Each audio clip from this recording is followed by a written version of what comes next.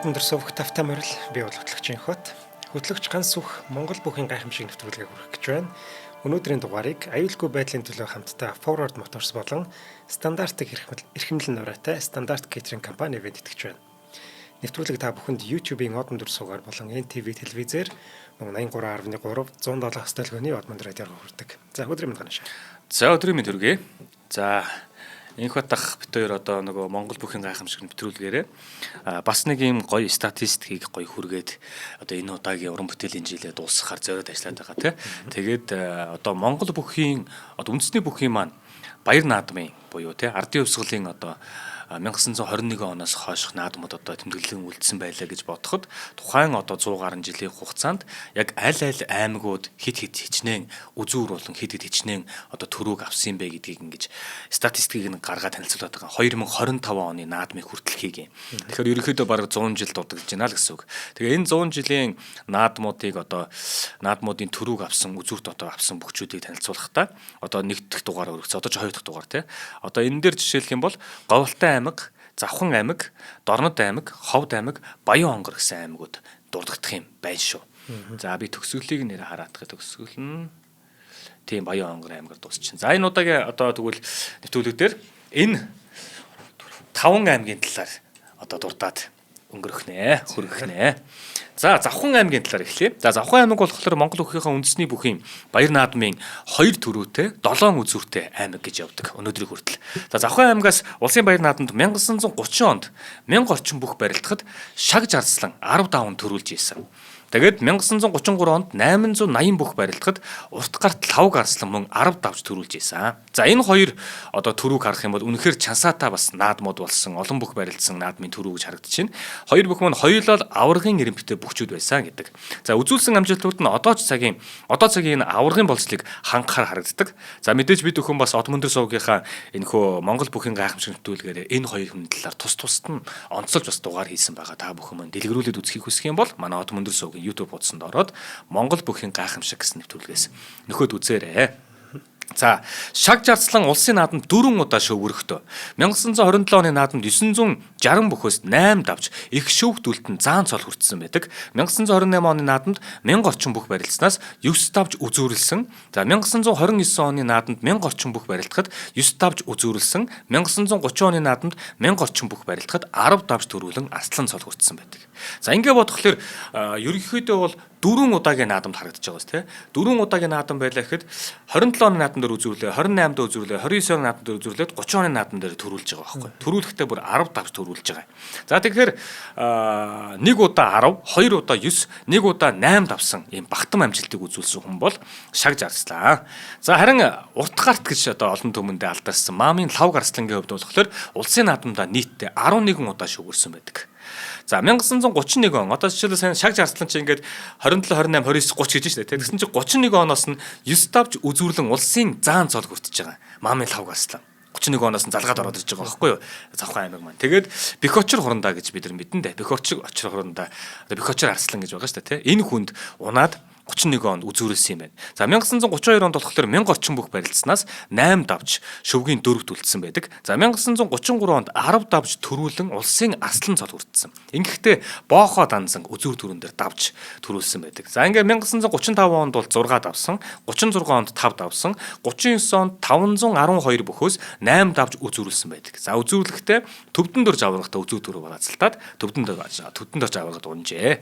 За тэгээд тэр одоо 39 оны наадам дээр үзүүрлж байгаа энэ нь болохоор ягаав нөгөө жоохон маргаантай наадам байдаг штэ. Тэгээ энэ дээр чи нөгөө 1939 он гэдэг нөгөө халах голын одоо тулгаралт болох гээд зүүн хил дээр маань асуудал гараад эхэлсэн. Тэгээд манай ардын айрамаас одоо 21 настай ч үлээ тий цэрэг ирээд тэгээ улсынхаа наадам төрүүлдэг штэ. Тэгээд энийг бас маш их Монголын ард түмэн бэлгшээж бид бүхэн халах голын дайнда ялах болно гэж марш тоглоог шоосон хүртэл хэлж ийсэн байдаг.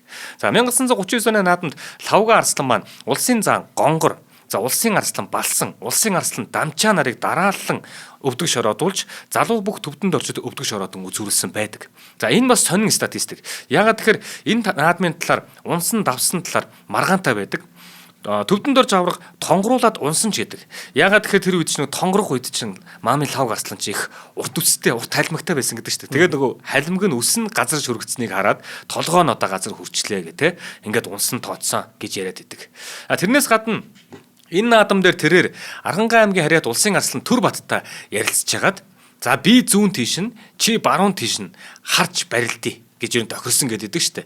Ингээд зүүн тишээ харж барилдаж байгаа нь болохоор одоо лав гаслан багхгүй юу. Тэгээд Дорнод аймгийн Харьяат бөхчүүдийг дараалуулан өвдөг шороодуулаад үзүүрт цэргийн залуу бүх төвдөн доржиг өвдөглүүлсэн боловч маршлыг доромжилсан хэрэгээр үзүүлсэн гэгдэж наадмын дараахан баривчлагдаад 7 жил шоронд суусан байдаг. За яагаад ингэсэн гэхээр маршлын нүдэн сохорчтэй гэдэг ч үлээ нэг тиймэрхүү зүйл хилцсэн гэдэг юм байна. Нөгөө өснө газар өснийг унсан тооц гэдэг. Тэгээд тухайн үед бас нөгөө нэг цэрэг наадамд төрүүлэх нь тэр дайн тулааны дээр юм болох ч байгаа тийм үед ард түмэнд бас хэрэгтэйж байсан байж магадгүй л бах тий. Тэгээд нэг иймэрхүү юм болоод тэрээр гол нь 7 жил хоригдсон гэдэг чинь. Тэр 7 жилийн хугацаанд бас наадмынхаа төрүүг ахиулах маш олон боломжууд нь хаагдж байна л гэсэн үг. Тийм шүү. Тэгээд дээрээс нь сая нөгөө нэг зүүн тишээ би баруун тишээ гэдээ яриад байна шүү дээ тий. Өөрөө зүүн тишээ харж барилдана гэдэг нь ямар учиртай юм гэхээр зүүн аймагуудыг авч барилдаад байгаа. Тэгэхээр барилдаж байгаа бөхчүүдээс зүүн аймгийн бөхчүүдийг амлж аваа барилдаад байна гэсэн үг. Түрүүнд дурдахтаа би ингэсэн шүү дээ. Улсын заан гонгорыг, улсын арслан балсан, улсын арслан дамчааг. Тэгэхээр чинь бас заан арслан байгаа шүү дээ. Тэгсэрнээсээ энэ гурван чинь гуруулаа Дорнод аймгийн Харьяатаа гурван үе. Тэгэн гут яг нөгөө хэлснийхаа дагуу зүүн тишээгээ барьж дайраад дараалсан одоо даваанууд нь бүгдээрээ Дорнод аймгийн бөхчүүдийг ингээд аваад гарч ирж байна гэж хэлж болох юм. За ер нь бол 7 жил хоригдсон. За тэгээд ингээд хавчигдах одоо болсон шалтгааныг нь дээхэн үед бас түүнийг лам байсан, лам явсан гэж бас яригддаг. За шоронгоос гарч ирж байгаа. Энд чинь тэгээд 39 оны наадам дээр ингэчээ за бараг 40 оноос ахуулаад наадамд орж эхлэегүй гэсэн үг байхгүй. Тэгэхээр чин 39 он чинь 40, 41, 42, 43, 44, 45, 46, 7 жил те. Тэгээд 7 жил болоод 46 оны наадам дээр орж ирж байгаа гол нь. Тэгээд 46 оны наадам дээр орж ирэнгуутлаа 5 давсан. За 47 он дахиад 5 давсан. 48 он 5 давсан. 50 он 5 давсан. 51 онд 5 давж өгөрсөн. Тэгэхээр нөгөө яг эд байх үед нь энэ хүн 7 жил шоронд хоригдсон учраас бас амжилтанд нь бол маш ихээр нөлөөсөн нь ойлгомжтой. За ингээд ер нь бол нийтдээ тэрээр 11 удаа шөвөрөхдөө 1 удаа 10, 1 удаа 9, 2 удаа 8 давсан амжилтыг үзүүлсэн байдаг. 1939 онд лавга арслан үзүүлснээс хойш за 1942 онд болохоор Завхан аймгийн Санд Маргад сумын Харьяат Нахуй хэмээх улсын арслан Санд сүрэн улсын заан цолтой байхдаа үзүүр төрөнд Хөвсгөл аймгийн Харьяат улсын арслан Чүлтэм сүрэнд унаж үзүүрлсэн байдаг. Ингэхээр дахиад Завхан аймгийн үзүүр дахиад нэгээр нэмэгдэж байгаа. За тэр үедээ улсын наадамд барилдаж үзүүр төрөнд үлдсэн бөгөөд лам хүн төрүүлж болдгүй үе байсанд бол унаж өгөн үзүүрлсэн ч түүнд улсын арслан цолыг нь өгсөн гэсэн бас яриа байдаг. Үүнийг нотлох мэт нэгэн сонирхолтой дурсамж яриаг та бүхэндээ хүргэе.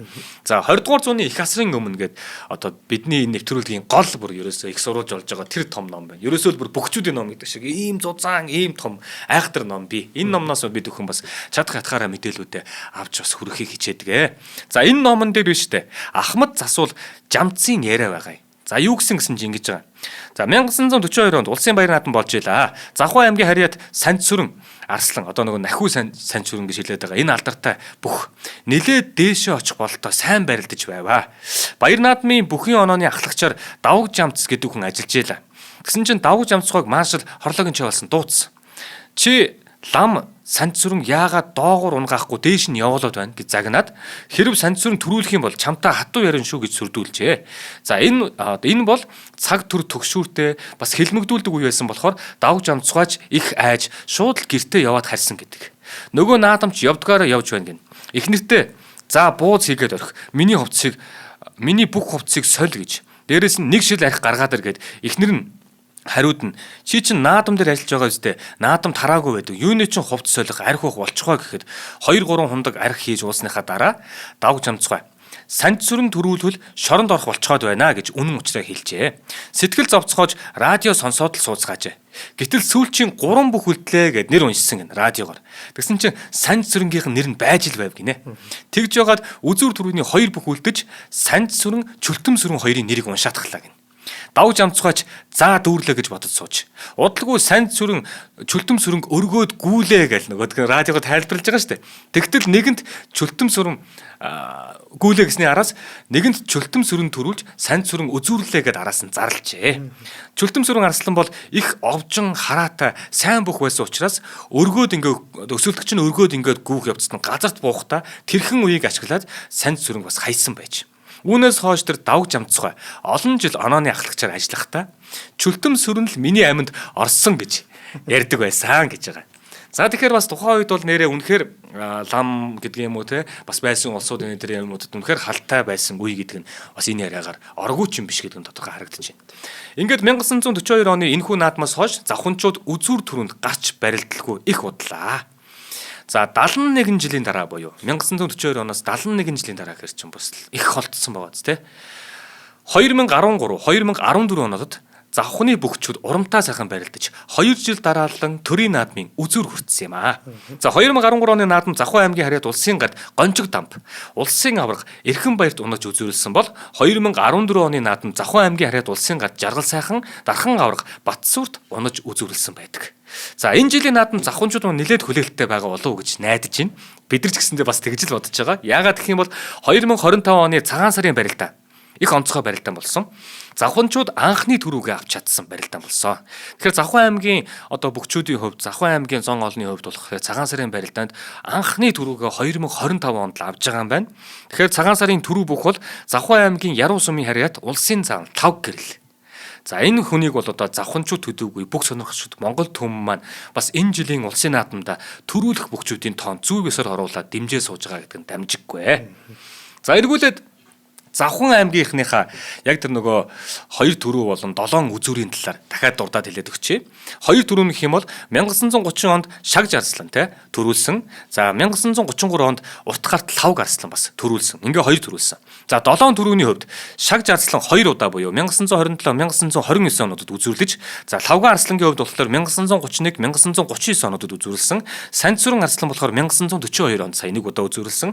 Гонжиг дамб гард болохоор 2013 онд үзүүрлсэн байна. Жаргал сайхан гардын хувьд 2014 онд бас үзүүрлсэн байх юм. За ийм амжилттайгаар Завхан аймаг маань 2026 оныхоо наадмыг одоо угтж байна да тий. За үед хамтран ажиллаж ярьчих. За тий. За өнөөдрийн дугаарыг маань Good Day Soju event гэж байгаа. За энэ Soju нь Солонгосын 96 жилийн түүхтэй алдарт мухак үйлдвэрийн хамгийн олон төрөлтэй зөөлөн амттай дээд зэрэглэлийн Soju гэж явдаг юм байна. За манайд бол стандарт кейтеринг компанийн маань оруулж ирж байгаа тий. За хамгийн олон төрөлтэй гэж байгаа. Тэр төрлийн бүр харах юм бол гүцэхгүй мэл юм чи. Ямар ч олон жимстэй, ямар ч гоё амттай юм тий. Ярих чинь. Тийм гоё амттай ярих үедийг бол мэдээгүй явж ирсэн юм байлээ. За ликорэгс тооцвол тий. Босон бүх юм ярьчихгүй. Тий. Гэхдээ Soju бол бас яа харахгүй нэрээ юу гэдгийг шууд зарим нэг юм хүмүүс байдаг шүү. Уулзаал ерөөсөө хатуухан градус өндөртэй гэдэг юм уу те. За градус мацсан ч хамаарахгүй зүгээр архи аваад тэр дорн тойролол тэгэл ерөөсөө нэг найзуудтайгаа уулзлаа гэхэд те эсвэл ингээд цуглалаа гэхэд нэг цагийн дараа гэхэд бүгд доогоогоо 2 цагийн дараа гэхэд ингээд сонирн болцгоочдөг штэ. Тим төрлийн одоо уух зүйл бол биш юм билээ штэ Soju чинь. Илүү юм тухалж, яриа өрнүүлж, хоол идэж, ингэж нэг юм тухтаа олон цагаар тэр гоё ингээд суух тим зүйл зориулсан юм шиг байлаа шүү. Тийм байлээ. За мухак үйлдвэр нь шүү дээ. Дэлхийд архины алкоголын хэмийг бууруулсан гэдгээрээ бас алдартай байдаг юм байна. Шинэ технологиг нэвтрүүлээд 16 градус хүртэл бууруулж чадсан гэдэг байна тийм. За энэ Good Day Soju бол одоо бүх дэлгүүрүүдээр ресторан аюу гэдэг тийм уушин газруудаар худалдаалж байгаа хаа. Тэгэхээр энэ Soju чинь би мэдэхгүй л байна л да хаа. Нөгөө хоёлоо чи ярьдсан шүү дээ. Маш тунгалаг тийм усаар тийм яадаг гэдэг. Тэгэхээр нэрмэл маягийн юм уу Soju ер нь? Гэхдээ тийм л болж таараа. Тийм ээ. Тэгэхээр нөгөө будааны юу юм уу гэх юм бол нөгөө нэг маккули гэдэг лөө. Маккули юу болоо явчихдаг үлээ. Саке макке чинь будааных өстэй. Тийм баг. Нөгөө ус болгоно элбэг юмнасаа л нэг юм гаргаж ирж уугаад байна л та. Тий. Тэгэхээр бусааны бүс нутагчин дэр гоё цэвэр ус мусаараа их алдартай юм гэжтэй тий. Тэгэхээр нэрж гаргаж ирдэг байж магадгүй юм байна. За баярлаа. За баярлаа. За үргэлжлүүлээд Говьалтай аймаг. За Говьалтай аймгийн хувьд болохоор одоо 100 жилийнхаа түүхийг харахад үндэсний бүхийн одоо баяр наадмынхаа үндэсний бүхийн төрөлд мөн ялгаа байхгүй 2 төрүүтэй 4 үзүүртэй гэж бичигдсэн байгаа.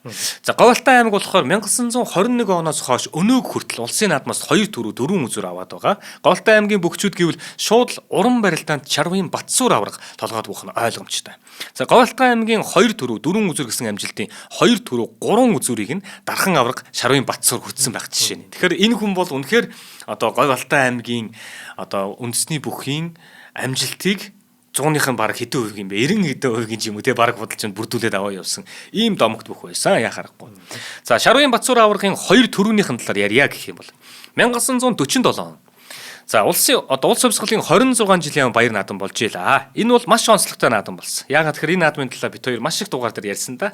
Энэ наадамд улсын авраг 1, улсын арслан 13, улсын заан 14, улсын начин 9, бүгд улсын цолтой 37 бүх барилдсан энэ наадам. За гол нь энд нөгөө 39 оны наадам дээр төрүүлж байгаа төвдөн дөржтэй чимэд очир хэмээх одоо араас нь гарч иж байгаа чимэд очир авраг гэдэг. Ер нь энэ хоёр авраг буюу хоёр залуу авраг маань хоёулаа дэлхийн залуучууд оюутны их наадам төлөөлөгчөөр оролцоод явцсан байсан хойгуур нь болсон наадам гэж хэлж болох юм. Тэгэхээр ганц авраг болох Архангай аймгийн харьяат Буур хэмээх даян авраг Жамин нэг давж хоёрын даваанд өв төгшөөр отцсон. Тэгэхээр тэрхүү наадмын 3-ын даваанд зүүнийг 10 хэрийн мэтэн аюур аслан за барууныг бол завхны урт гарт лавг асланаар манлайлан цолоод дуудуулан гарч ирж байгаа. За ингээд тэрхүү наадамд Шарвын Батсуур гэдэг бүх 4 давсан. 5-ын даваанд Бадам Сэрээжид аслантаа таарсан. За тэгээд Сэрэн Дунгуу гэдэг Бадам Сэрээжид аслан бол бас шаггүй амаргүй том даваа штэ. Тэгэхээр 5-ын даваанд чинь начны даваанд бас л том даваатаа тулгаж ийн гэсэн үг. Тэгэхээр Бадам Сэрээжид амлж авсан байж харах гээд байна л та. Ингээд түүнийг давсан. 6-гийн даваанд улсын зан балбарт амлуулад бас давсан. 7-гийн даваанд улсын зан моломж амц түүнийг амлаж авсан байлаа. Нэгэнт 6 давцсандаа тэрүү зориг ороод нэг зааныг нь унгааж улсын. Хоёр дахьыг нь давхад юу нь болохгүй гэж бодоод даваад зоригтой гараад ирсэн. За тэгээд тэр зорьсон ч бас одоо нэг биелж те даваад заан болчих гэж бодож исэн. Барилдаж даваад шөвгийн дөрөвт үлдсэн. За улсын заан болцсон. Тэгсэн чинь Цэвэн Аравдан амлан авсан байна. Тэгэхээр хоёр том авраг барилдаагүй учраас тэр жилийн наадам бол Цэвэн Аравдангийн наадам болно гэж Монгол түмэн наадамчин олон ярьцгааж ирсэн. Тэгээд дараа л барилдах болонгод л өөрийнх нь хувьд Шарвын Батсуур жоохон бэргээтэй, айцтай. Тэгээ жоохон айцтай гараад очисон чинь бас өөрөөс нь жоохон эмээгээд байгаа бололтой тийм юм анзаарагдсан байгаа. Тэгэн гутал мануу ер нь зориг ороод тэгэл дайраал барилдаа давсан байдаг. Тэгэхээр төрүүлэх бүхийг унгасан учраас төрүүлэх итгэл төрөөд үзүр төрөнд үлдсэн цоодл арслан бас л улсын арслан байж байгаа. Тэгэхээр цоодл арслан даваад анх удаага улсын наадамда төрүүлж байгаа нь энэ. За түүний 2 дахь төрөв 1948 онд залгаж байгаа. За 47 онд бол үнэхээр тэр хоёр том аврагыг байхгүй багт нь азар төрүүлсэн нэг хүү байж болно гэж бодож болохын зарим нэг хүмүүс те. За тэгвэл 48 он буюу яг дараа жил нь. Олонний хүсэн хүлээсэн цаг ирсэн. Аврагуудыг эзгүй төрүүлсэн арслан ямар бүх болохыг эх жилийн наадмаар жинхнээр нь үзье гэж олон түмэн ярьцгааж бүтэн жил хүлээсэн наадам болохоор. За ингээд наадамж эхэллээ. 5-ын даваа шувтартал өөрийн санснараа барилдсан Батсуурийн хувьд. 6-гийн даваанд самдан жигмэд аслантаа тунан барилдаж давсан. 7-гийн даваанд алдар тавраг төвдөн дөрж авраг түүнийг амлж авсан байгаа. Тэгэхээр нодлонгийн өмнөх жилийн байхгүй хооронд нь төрүүлсэн бүхийг 6-гийн даваан дээр төвдөн дөрж авраг бариад авч гэсэн үг байхгүй. Тэгэхээр төвдөн дөрж аврагч юм бол олон төрүүлсэн байгаа том авраг байгаа шүү дээ. Одоо манай Монголын үндэсний бүхийн хамгийн анхны дархан авраг гэх юм бол төвдөн дөрж аврагыг хэлэх юм. За тэгэхээр төвдөн дөрж авраг 7-гийн даваан дээр амлаад авцсан юм байна.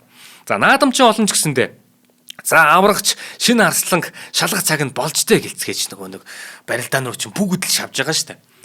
Барууны магнат гасан чимэд очир аврагын дор зогсож явахдаа чухам яаж барилдахаа бодож үзэж бармааргүй санагдчихсэн тухайд Шарвын Батсуур төвдөн дөрж аврагыг барахгүй санагдчихсэн. За тэгээд өрөнгүүд авраг барьж авахаар яач гэж байгаа юм. Ухта хаях гэж яарч байгаа болтоо мэдрэгдсэн. Эхлээд барингуут нь халаад тавилцсан. Тэгээд төвдөн дөрж аврагтаа ингээд барьж булаацалтаад ингээд ноцолдог хоорондоо ингээд бариад авахт нь гарыг нь тавиулгаад халах гал ингэж штэ тий. Тэр их явцдаа урд өмнө нь таарж байгаагүй тийм аргагүй л их барьтаа хүн байна гэдгийг мэдэрч ирсэн гэдэг. Шур хахан барилдах нь дээр юм гэж бодсон. Авраг барьцсандаа түргхэн хурч бярдах бодолтой нилээд шамдангуй намайг хөөж үлми дээрээ гიშгэж тэнцвэр муутаахан харагдав. За энэ л одоо өөрийнх нь боломж. Тэгэхээр нь зайлаад татсан чинь хазааж ийн. Угсруулаад дугтархад яваад өглөө гэж байгаа. Дараа нь Цэвэн Аравдан цоодл хоёрыг даваад төрүүлж Монгол улсын авраг боллоо гэж байгаа. За ингээд нөгөө Шарвын Батсуур чин одоо аваргуудыг байхгүй байх хооронд төрүүлсэн хүү чин дараа жил нь аваргууд нь эрэхтэн тэднийг дахиж даваад дахиад өөрийгөө бүр аварга болсноо зарлан гарч ирж байгаамаа. За ингээд Шарвын Батсуур аварга 1957 онд 3 дахь удаага үзүүлснээс хойш 51 жилийн дараа 1951 оноос 57 оноос 51 жилийн дараа Говьалтай аймагаас дахин үзүүр төрүн шалгасан одоо тохиолдол гарсан. Тэгэхээр 51 жилд Говьалтай аймаг дахиж үзүүр төрөнд гарч ирээгүй гэсэн үг.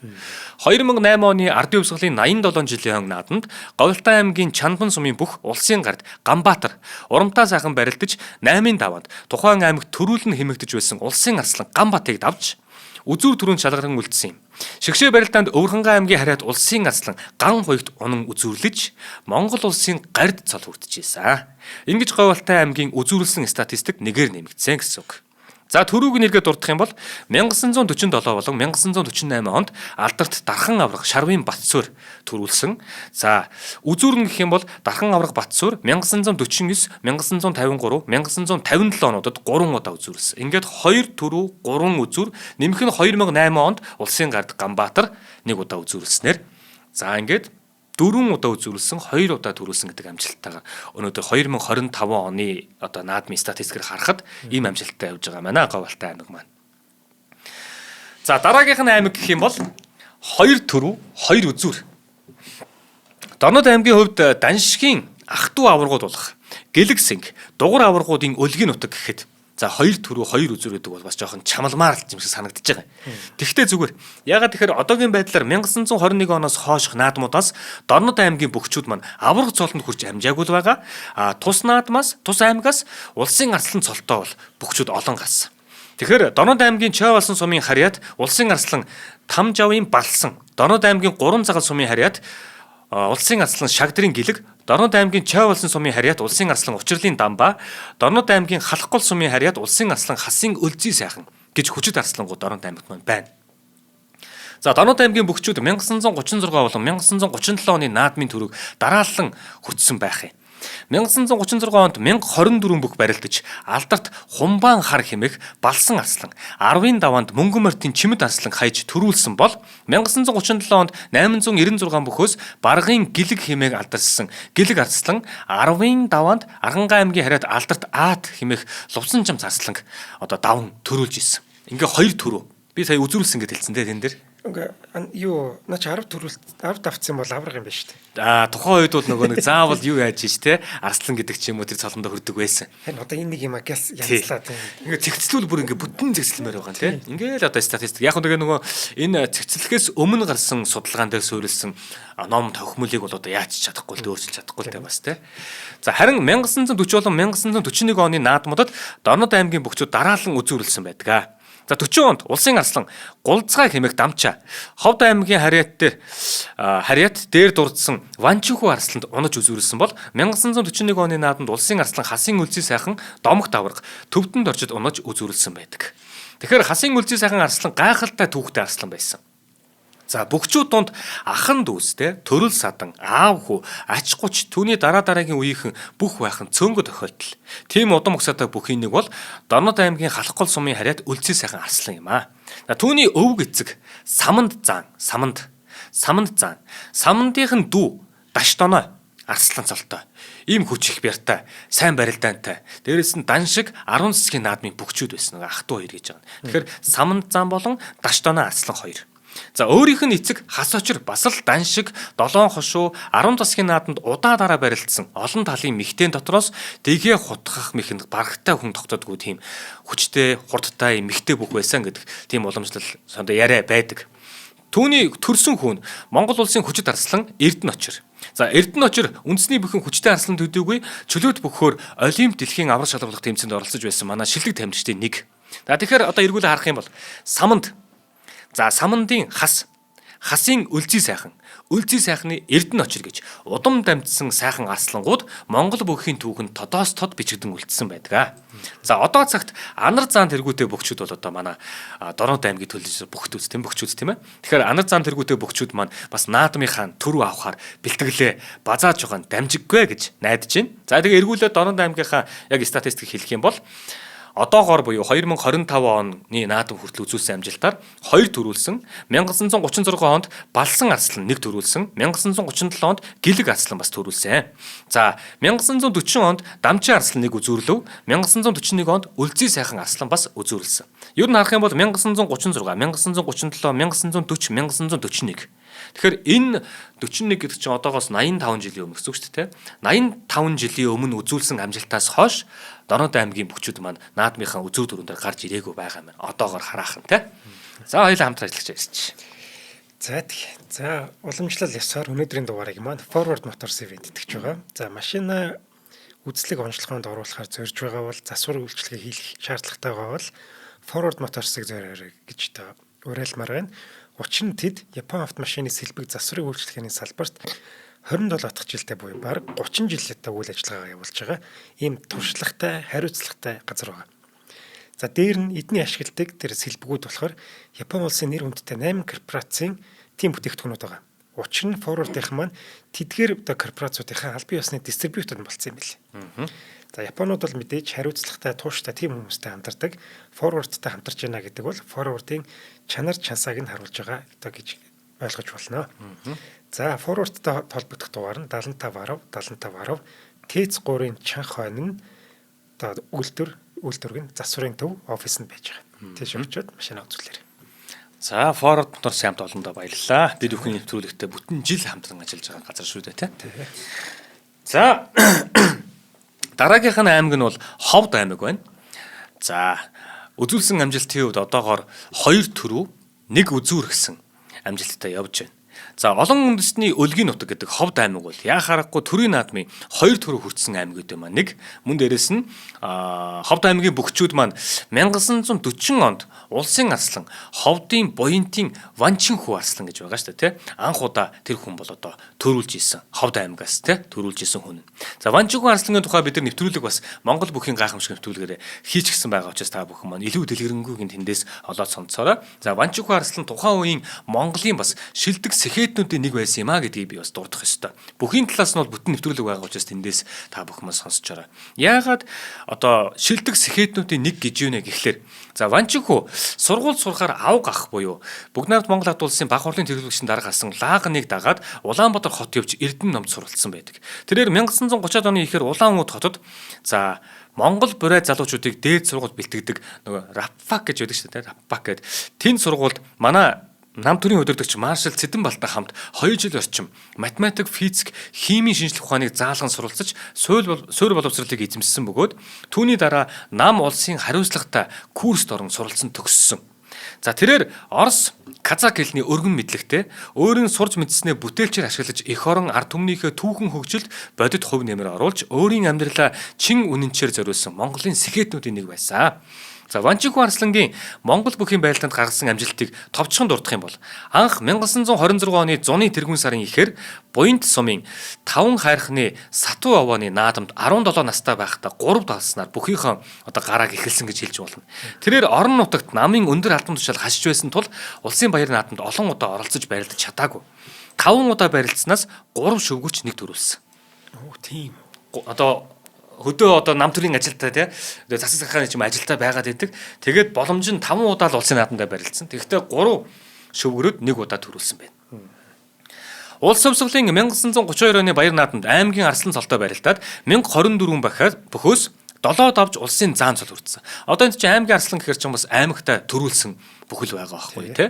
Тэгэхээр 32 онд бол 1024 бүх барилдахад 7 даваад улсын заан анхныхаа наадмаар улсын наадмаар.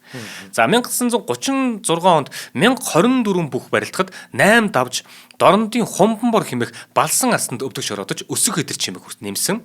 За 1938 онд 1024 бүх барилдахад 6 давж улсын заан Жамин шарвт өвдөг шороодсон байдаг. Ингэхдээ чин зоригт хэмээх чимгийг нэмсэн. 1940 онд 31 наснда Ардын Хувьсгалын 19 жилийн баяр наадамд 512 бүх барилдахад за одоо энийг хараарай. 4-ийн даваанд Булган аймгийн улсын заан Баточрыг 5-ын даваанд Архангай аймгийн улсын заан Шагжийн Төмөрбаатарыг, 6-гийн даваанд Сэлэнг аймгийн улсын заан Төмрийг, 7-гийн даваанд Дорнод аймгийн улсын заан Үлзий сайхныг, 8-ын даваанд Өвөр Хангай аймгийн улсын заан Бандийг, 9-ийн даваанд Дорнод аймгийн Гулцгай хэмээх Дамжин арсланг орхин төрүүлэн Бүгд найрамд Монгол Ард улсын арслан цолыг хүртсэн байдаг. Ингээд 1940 оны наадмын төрөв Ванчуку Арслангийн талаар энд хүрээд яриагаа өндөрлүүлье. Ингээд Ванчуку Арслангийн төрүүлснээс 82 жилийн дараа буюу 1940 оноос хойш гэсэн үг шүү дээ, тий. 40 он бахаа сайных чинь. Тийм 40 оноос хойш 82 жилийн дараа 2022 онд Ардын хувьсгалын 101 жилийн баяр наадмаар Ховд аймгийн Буян сумын харьяад улсын аварга оргихийн хангаа төрүүлж Ховд аймгийн бүгчүүд 2 дахь төрүүгээ авсан энэ юм баг. Бүхэлд нь 82 жил гэдэг чинь бас айхтар хугацаа байгаа сте. Аргагүй л дээ энэ чинь гэхдээ бас нэг домогт одоо том аварга төрлөө штэ. Тэр хүний чинь өөрийнх нь одоо ингээд эзэлж яваа одоо Батэрдэн аврагт чинь 10 11 төрөв гэдэг ч үлээ те. Тэгэхээр чи ингээд энэ 80 чинь 10-ыг нь зөвхөн хинтээ аймагт ч аваа явчихж байгаа байхгүй. Тэгэхээр чи одоо Шарвын Батцөөр авраг байна, Төвдөнд орж авраг байна, энэ Чимэд очир авраг байна. За тэгэл Цэвэн Аравдан авраг гал том аврагууд, Цэрэн авраг гал энэ аврагууд чи ингээд өөр өөрсдөө ингээд эзэлсэн цагуудыг ингээд аваа явчихлаар дор хойж 4 5 гэдээ явчихлаар бас хэцүү л байх л да те. За тэгэхээр ямар ч байсан Ванчуку Арслангийн төрүүлснээс хойш 82 жилийн дараа оргихийн хангаа аварга төрүүлсэн байдаг. За хангаа аваргын хувьд болохоор 2017 оны Ардын хувьсгалын 96 жилийн баяр наадамд улсын зан Пүрэв сайхнаар 4, улсын арслан оюун болдоор 5, 6-гийн даваанд аймгийн арслан Сэрэгтэй тунан барилдаж давж улсын харцаг цол хүртсэн байдаг. Түүнээс хойш наадам болгонд төрүүлэх хөрсөлдөөнд байнга яригддаг хэдий ч харцаг цолноос дээш ахихгүй л байгаад байсан. За ингээд 2022 оны наадамд мэрэгжлийн сэтгэл зүйчтэй тулж ажилласан гэдэг. Ингээд өөрийн дутуу зүйлээ нөхөж чадсан. Төрүүлдэг жилийн наадмаар онцгой тайван байсныг нь бүх сонирхогчд болон тодхон санаж байгаа байх. Харин дараа жил нь буюу 2023 онд оргихийн хангаа маань шүвгийн дөрөвт наадмын төрөв бүх болох Бадарчид өвдөг шороодсон байдаг. За тэр жилийн наадмын төрөв бүх одоо яригдж байгаа энэ хүн болохоор Бадарч гэж яригдж байгаа энэ хүн болохоор те дараад мас тэр асуудлаас болоод тэр наадмынхан төрөв хүчингүү тооцоод хангаа аваргад тэр барилдсан наадмынхан давааг одоо өгсөн байдаг. Ингээд хангаа аварга нэг төрөв нэг үзүүртэй болж байгаа юм. За тэр нь бол нөгөө допингийн асуудал ч тий. За таныг ингээд яагаад гэсэн болохоор би хэлчихлээ шүү. Ховд аймгийн бүгчүүд маань ингэхээр нийтдээ одоо 2 төрөв нэг үзүүр болоацсан амжилттай явж байгаа. За тухайн аймгаас төрөв бүх төрөхөд тэр аймгийн бүгчүүд дагаа дээшээ барилддаг тийм бичигдээгүй хууль байдаг. Үүний адилаар Ховд аймгаас наадмын төрөв хүртэх боломжтой олон бүгчүүд байгаа. За тэдгээрээс дурдах юм бол гэж байгаа. За энд ихэнд дурдах байгаа хүнийг би бол бас онцгой дурдахаас аргагүй. Яагаад гэвэл юу гэдэг юм те мэдээж энэ цар тахал гэдэг ч юм уу ийм зүйлээс болоод дэлхийд даяараа мэдээж ямар байдалтай байсныг бид нар бүгдээрээ л мэдж байгаа. Бид нар чинь гэрээсээ гарч чадахгүй магадгүй бүр ингээд үр хүүхэд маань энийг хүчнийг авах үедээ гэд те бүр санаа зовоод гэр дотроо маск зөвхөн холгүй л тийм хүнд байсан цаг шүү дээ. Тэгээ энэ үеэр Монгол бүхий маань наадам тасалдсан. Одоо үндэсний бүхий маань гэлгүй зүгээр улсын маань баяр наадам тасалдсан. За тэгээд ингэхэд бас нэг холион бантаа болсон те. Тэгээ энийг одоо нэг талаас засгийн газар нь дэмжихгүй болоогүй гэдэг нөгөө талаас залуучуудын холбоо гэлүүний газар нь авчиад болно гэж яриад бүгчүүдийн маань болохоо цолыг нь өгнө гэж холион бантан хутгаснаас болоод тэр жилийн наадам бол үнэхээр Монгол төмний түүхэнд байгаагүй бүр заваарсан юм болсон шүү. Энэ дөр бол жоохон хатуухан байр суурь хэлэх хэрэгтэй. Тэр зохион байгуулсан болон тэр цолын өгнө гэж барилдуулсан улсуудад бол үнэхээр миний дургу хүрдэг. Үннийг хэлье. Тэгэхээр Ховд аймгаас одоо ер нь улсын баяр наадмынхаа төрөв хүртэх боломжтой олон бүгчүүд байгаагийн нэг нь яхаарахгүй манай Баавга хэмээн алдарсан улсын зам Батүлзий. Энэ хүн чинь тэр одоо цол өгнө гэж барилдуулсан тэр наадамд очиж төрүүлсэн бүх штэ. Тэгээд ах чинь цолыг нь өгөөгүй байхгүй. Одоо хүртэл манай бүгчүүд энэ дээр асуудалтай байдаг. Яагаад бид нар үнэн хүчээр шударгаар ир бираа үдсэн хэрнээсээ төрүүлсэн бүгтэн цолыг өгөхгүй байгаа юм бэ? Энэ асуудал тэр нэг болохгүй хийхгүй гэж яхад нь одоо хийхээр болгоод тэгээд цолыг нь өгнө гэж барилдуулсан тэр улсуудын буруу юу? Эсвэл улсынхаа баяр наадмыг бүтэн нэг жил аваа ийдсэн тэр нөхдүүдийнх нь буруу юу? Иннээс болж манай бүгчүүд ингэж хохирдог. Олон удаа хохирж байгаа. Энэ дээр бол бүр ингээд зүгээр би бүх сонирхдаг тийм хүн биш шүү дээ. Гисэрнээсээ би өв соёл уламжлалтай хайртай учраас энэ дээр бол тийм айгүй дургуутсан тийм байдалтай. Жохон бүр ингээд савлчлаа бүр жоох ярьсан ч өөр. Тэгэхээр Баавга зам бол одоо яа харахгүй төрийн наадмын маань төрөө хүртэх гээд манай олон бүх сонирхчид Монгол төм маань хүлээж байгаа. Тэгээ мэдээж хүнд чинь энэ спорт чинь нас гэж байна, карьер гэж байна, амжилтын хугацаа гэж байна. Энэ чинь тийм за энэ жил болоогүй дараа жил төрүүлчих гэдэг тийм асуудал биш байхгүй юу энэ чинь. Тэгээ тэр наадамд болохоор бүгдээр очиж барилцсан юм тий. За дийлэнх нь барилцсан шүү. Тэгээд тэр барилдаанд оролцоод унсан бүгчүүд нь хүртэл хэлдэг шүү. Манай улсын арслангууд хүртэл тэр нь барилцсан байгаа. Тэр хүмүүс хүртэл юу яриад байгаа юм бэ? Төрүүлсэн шүү дээ Батүлзий. Тэгээд энэ хүн чинь төрүүлсэн бол тэр арслан цодыг өгөх ёстой шүү дээ гэдэг юмыг хүртэл ярьдаг байхгүй. Ингээд ах чинь нэг балаа юм яриад тийм. За одоо цагийн манлай зан гэж нэрлэгдэх одоо Пүрэв сайхан бас зан байна. Тэгэхээр одоо ингээл Батүлцийн заан, Пүрэв сайхан заан ингээл манай Ховд аймгийн хүчрэг заанууд зөндөө байна те. Тэгэхээр Ховд аймгийн бөхчүүд маань бол цаашдаа одоо улам амжилттай наадмынхаа төрөө үзүүрийг булаацалтнаа гэдэгт бол хүн болгон итгэлтэй байдаг. За мөн сүүлийн үед авраг арслангуудын эрлэг гэж нэрлэгдэж байгаа Ховд аймгийн Мөс цумын харьяат аймгийн арслан Мегмат оржийн баяр жавхлан гэж бий. За энэ бүхийг бол одоо бас л заал тэнхмийн барилдаанууд дээр манай нөгөө хүчрэг арслан дээрээс нь одоо аврагууд чинь хүртэл нураагаад байгаа аймгийн арслан байгаа байхгүй юу. За энэ хүн гэх мэтчлэн одоо Ховд аймгийнхан маань энэ жил бол наадмынхаа үзүүр төрөний төлөө бэлтгэл сургуультаа маш сайн базаагаад Монгол түмэнтэйгээ сайхан наадаарай гэж ерөөх байна. За ер нь эргүүлээд саяны Ховд аймгийнхаа тэр 2 төрөө 1 үзүүр гэдгийг эргүүлээд онтон сануулчээ. За 1940 онд Ванчиху арслан 1 төрүүлсэн, 2022 онд Оргихийн хангаан авраг 1 төрүүлсэн байгаа. За тэгээ 2023 онд Оргихийн хангаан авраг үзүүрлсэн гэдэг амжилттайгаар явж байна. Нэг тэр хангаан авраг дээр нэг юм хэлчихэд бөхчүүдэд маш гоё тийм үйлсвэр төрөл үзүүлчихлээ. Бөхчүүдэд ч гэлтгүй ер нь бүх спортынхаа тэр сэтгэл зүйчтэй ажиллана гэдгийг бол үнэхээр дэмжиж байна. Бүгдээрээ тэгж ажилламаар байгаа юм. Тэгээ сэтгэл зүйчийнхээ үгэнд маш сайн ормоор байгаа юм. Одоо манай за ингээ гадаад тэмцээнд явж байгаа хүмүүс тамирчтай харъя л да. Нэг юм хийгээл, нэг мэх хийгээл шүүгч рүүгээ харааддаг. Тий. Би сая юм хийцэн харсан уу гэдэг юм яагаад байгаа. Тэгдэггүй, Японоо тэгдэг байхгүй. Михийгээд нөгөө хүн цэвэр унсан ч гэсэн дээр нь дараад хөвтөөд нөгөө нэг дарах мехитрээ аваад барилдаан руугаа барьцаа аваад ингээ бэждэг. Тэрийг анхаарал нь орцсон байна тий. Тэгж та ажилламаар байгаа юм. Тэгэхгүй нэг юка үнэлгээ авах юм хийчихэл шүүгч рүүгээ хараад байдаг. Тэр шүүгч мөгч цаг маг бодлоо байхгүй шүү дээ. Угаасаа чи цэвэр дарцсан бол шүүгч чамаа цэвэр дарцаа ингээ дараа нь хэлж болно. Тэгэхгүй ингээ үзэхээр бүр хаяа нервтэй байдаг. Гэхдээ ер нь бол одоо юу яаж байгаа вэ? Манай нөгөө спортын сэтгэл зүй гэдэг чинь бас дахиад энэ шинжлэх ухааны дахиад ондоо салбар юм байна те гэдгийг одоо бүр ойлгочлаа шүү дээ. Тэгээд манай Олимпийн баг тамирчид ер нь Монгол улсын шгшээ багийн тамирчид бүгдээрээ одоо бүр одоо сүүлд чинь манай дээд лиг сагсан мөнгөний дээд лиг манай дээд лигийн тамирчид багууд хүртэл чинь сэтгэл зүйчтэй гэх мэтчлэн одоо яг энэ угаасаа яг манай спорт руу орж ирж байгаа. Тэгэхээр тийм манай юуны Олимпийн багийнхан бүгдээрээ сэтгэл зүйчтэй гэсэн л те. Үгэнд нь ор сайн сонс зөвлөгөөг нь аав гэж байна. Тэгэхээр зөвхөн Олимпийн тэмцээн уралдаан гэхгүйгээр те үндэсний бүх юмд тамирчид гэсэндээ сэтгэл зүйтэй ажиллах гэдгийг манай Оргихийн хангаан авраг ер нь бол харуулсан байх нь шүү дээ те. Тэр нь үр дүн хүрч байгаа байхгүй. Тийм байна. За энэ удаагийн дугаар дээр одоо хүрэх гэж байгаа сүүлийн аймаг маань 2 төрөө 1 үзүүр гэсэн амжилттай. За энэ аймаг бол Баян хонгор аймаг. За Баян хонгор аймагаас анх 1949 онд Пагмын Аюуш төрүүлж ирсэн. За энэ наадам өөрөө бас их сенсацтай наадам болсон гэж хэлж болох юм. Яагаад тэгэхээр 1947, 1948 онуудад дараалан хол тасархаа төрүүлсэн байгаа Эдэр залуу авраг болох Шарвын Батсуур 1949 онд дахин одоо 2 жил төрүүлсэн 3 дахь жил дээрээс үхэх дахин үзүү төрөнд гарч ирсэн байна. Тэгэхээр 2 жил дараалал төрүүлсэн 3 дахь жилийн үзүү төрөн дээр ихээр чи ер нь үнэхээр л дийлдэхгүй байгаа нь ойлгомжтой. Харин тэрээр бац хүргэн болох Аюуштай үлдэх нь тэр. За энэ наадамд Аюушин төрүүлж Батсуур аврах үзүүлсэн байдаг. Энэ наадамд Батсуурыг 3 дахь удаага төрүүлнэ гэдэгт бат итгэлтэй байсан. Маршал Хорлоогийн чой болсон. Түүнд бугуун цагаа тайлж өгөхөр бэлдсэн байсан гэдэг. Наадам дуусахад төрийн тэргүүнүүд наадмаа бүр хаалгүйгээр гараад явцгаацсан байсан. Маргааш нь Батсуурыг яамны сайдан дуудсан байдаг.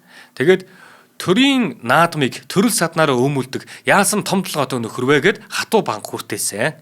Үүнээс хойш төрөө үзүүрийн 2 бүх үндэсний бүхэд ёстоол гавьсангүй буюу саний дээр нөгөө Аюуш болон Батсуур хоёр хоёулаа үндэсний бүхэд гаваагүй. Үүнээс 7 жилийн дараа Аюушт улсын арслан гэдэг цолыг нь олгосон байдаг. Батсуур аврагын хувьд энэ наадмаас хойш 2-той үзүүр төрөнд шалгарсан боловч дахин төрүүлж чадаагүй. Батсуур авраг хожим залуу бөхчүүдтэй хандаад ингэж хэлсэн гэж нэг юм зүгээр юм яриа байдаг шүү. Наадмын дэвжээнд бууж өгөх нь хэмэр сүлтийг дороотуулдаг юм шүү гэж залуу бөхчүүдэд загчижсан гэж хүмүүс бас яриад байдаг. Харин энэ наадмаас 42 жилийн дараа 1991 онд ардын хувьсгалын 70 жилийн он наадам дээр Баян хонгор аймгийн Баян сумын харьяат улсын гарт Пунцгийн Сүхбат үзүүр төрөндөө шалгаран үлдэжсэн. За Пунцгийн Сүхбатын энэ 1991 онд үзүүр төрөнд гарч ирж байгаа тэр бас дахиад нэг зүйлийг хэлэхэд манай домогт авраг Бадмааны бүгийн Бат Эрдэнэ гэдэг авраг бол үнэхээр одоо цагийг эзэлсэн маш том статустыг тогтоосон. Статистикүүдийг тогтоосон том авраг. Түүнд ганц л нэг юм зүйл бүрдэж чадаагүй нь тэрээр ардын хувьсгалын тэгшөөн наадмуудаар төрүүлж үзээгүй бүх гэдэг. За тэгээд тасралтгүй төрүүлээ явж байхад 1991 он буюу ардын өвсгөлийн 80 жилийн биш 70 жилийн шүү дээ, 70 жилийн наадам дээр Пунцгийн Сүхбат гардад өдөө шороотчдаг штэ. За тэгээ 2001 он болоход Афган сандгийн Сүхбатад бас өдөө шороотдаг те. Ардын өвсгөлийн 70 гэсэн тэгшжил болон 80 жил гэсэн тэгшжил дээр ундаг штэ. Тэгэхээр 1991 оны тэр 70 жилийн наадам дээр Пунцгийн Сүхбат Батэрдэн аваргыг унгаасан тэгээ явсаар гад үзүр дөрвөн дээр хурч очсон байдаг. За энэ үүнээс хойш гэх юм бол 2025 оны наадмаар Баян-Онгор аймгийн Жинс цумын харьяат 2025 онд ч өнгөрсөн жил байхгүй тий. Баян-Онгор аймгийн Жинс цумын харьяат Батмагнаа төрүүлж Монгол улсын арслан цолыг хүртсэн. Ингэж Баян-Онгор аймаг нэг төрөө нэмж чадсан байгаа. За тэгэхээр Батмагнаа арслан бас нэгээр тогтохгүй төрөө байгаа гэдэг нь ойлгомжтой. За энэ наадамд Батмагнаан одоо тогтоосон нэгэн амжилтын статистик одоо Дивжээ цэг хэмээн гэдэг баха. Тэн дээр бас байдаг. Манай энэ Дивжээ цэг хэмээн гэлөө Divjay.com билүү? Имэн баха. Divjay цэг хэмээн гэдэг сайтн дээр та нэг ороод харчих уу. Divjay цэг хэмээн яадаг вэ гэхээр одоо нөгөө NBA ч үгүй юм уу? Ер нь одоо бусад спортын одоо тийм гол сайтууд байдаг шүү дээ, тий. Бүх одоо мэдээллүүдийг гаргаж идэг, статистикуудыг тавьж идэг, тамирчин бүрийн статистикуудыг тавьж идэг. Тэгэл оноо амжилт бүх юмудыг бүртгээд явж идэг. За яг ийм сайт واخгүй манай Монголын үндэсний бүхий. Тэгин гутал тэр Divjay мэн гэдэг сайт дээр гарсан мэдээлэлээр ягаад энэ Батмагнаа 2025 онд нэгэн ийм гайхамшигтай статистикийг бичсэн бэ гэхлээр бид нар сайн мэддэггүй юм бэлээ. Одоо жишээлбэл дунджаар нэг барилдаан хэдэн минут явдаг бол гэсэн нэг юм хүмүүс тоо төсөөлөл байна уу? Танд төсөөлөл байна уу? Тухайн бүхөөс л хамаарах байх л та. Гэхдээ ингэдэг юм байна. За 1-2-ын даваа бол бас нэг 7 сарын 11-нд ч үл явждаг шүү дээ. Тэгэхээр бол нэг залуу мөхчүүдэд таарад ч юм уу ерөөхдөө нэг юмхүү барилдаан болоод өнгөрдөг. 3-ын даваанаас ахуулаад ерөөхдөө нэг давааны барилдаанд те хичнээн минут гаргаж ийн гэдгийг ингээд тоолж эхэлдэг юм байна. Секундээр. Тэгсэн чинь Батмагнагийн хувьд яасан бэ гэхээр 7 дугаар сарын 12-ны өдрийн 3-ын даваанаас ахуулаад 9-ийн даваанд төрүүлэх хүртлээ байхгүй. 3-ын даваанаас 9-ийн даваа хүртэл төрүүлэх хүртлээ нийт 7 барилдаа хийсэн заяа. 7 барилдаа хийхдээ барилдсан секунд нь 7 барилдаа хийхдээ 1500 секунд л зарцуулсан.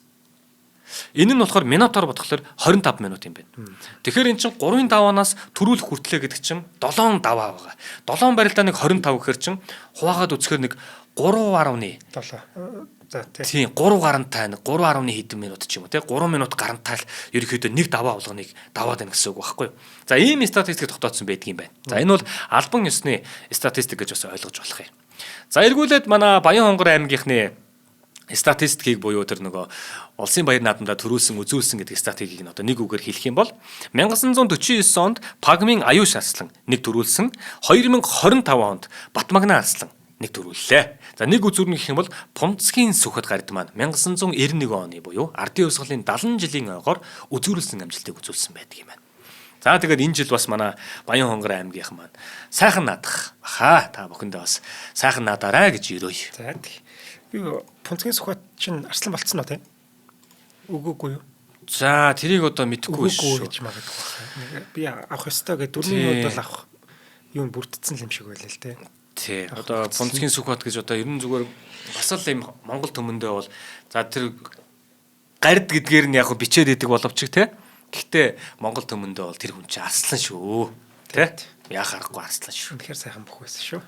Тэр чинь зөвхөн үндэсний бөхөөрөө биш байхгүй. Тэр чинь бас гадаад төвдлөхийн олон бас барилдаануудыг хийж явсан. Олон тэр дэлхийн бөхчүүд гэдэг тэр бөхчүүдийг чинь нурааж явсан. Бас л ийм бүх хүнд тэр тамирчин хүнд тэр нэг гомог эрбэр бүх юм нь гоё ингэж бүрдсэн. Ийм сайхан бөхөө яах аргагүй манай Пунцгийн Сүхбат гардын хувьд бол. Ставансан ч давсан ч инээж идэг сайхан хүн байсан та. Тий. Байсан гэж байгаа юм. Тий. Байсан. Өнгөрсөн сайхан өнгөрлөө. За баярлалаа ганашаа. За баярлалаа. За өнөөдрийн дугаарыг маань Forward Motors болон Good Day Soju ивент итгэсэн нэвтрүүлэг та бүхэнд YouTube-ийн одон дүр суугаар болон NTV телевизээр мөн 83.3 107 сталганы од мандратайгаар хүрлээ. За дараагийн дугаараар уулзъя. За баярлалаа.